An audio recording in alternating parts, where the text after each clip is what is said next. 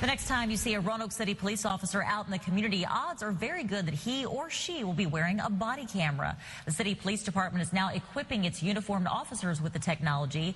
And WDBJ7's Joe DeShiel is here with Roanoke Police Chief Chris Perkins to take a closer look at the technology that the city has chosen. Good morning, Joe. Hello, Kimberly. This wasn't a situation where the city could just buy any camera and slap it on 150 officers. The department had some very specific requirements, and Chief Perkins is here to tell us more about that. So, Chief, what were the features that you felt your officers needed?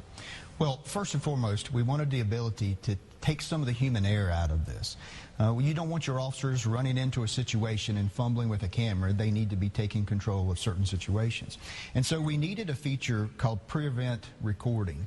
What it allows the camera to do is continually record, but it creates a buffer. So once the officer pushes the record button, it will back up 5 minutes in time and capture that previous 5 minutes.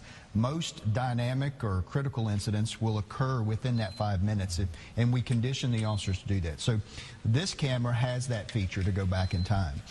The other feature that we wanted was we work 12-hour shifts. We need the ability to have a battery that lasts. This small unit itself, which mounts on the chest, has about a 2.5-hour record time, but 12-hour shifts it uncovers. So this company that we went with has a 15-hour battery. So we have up to 17.5 hours of continuous record to allow that. Now, with all of these features, there's of course not a lot of room on a police officer's utility belt. So we got to find room to get that.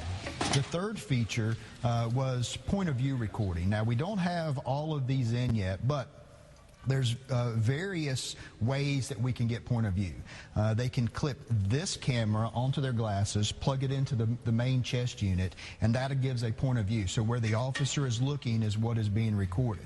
And those were the three primary things that we expected and we needed out of a company, and this company was able to provide that for us. We don't have a whole lot of time, but obviously a lot of wires here. It takes a little bit of work to get this into their uniform, doesn't it? It certainly does. And it is, for officers to get used to this, they have to get dressed. So it takes about 10 minutes. They've got to wire this up. They've got to put all these wires on. Then they've got to put it on their utility belt.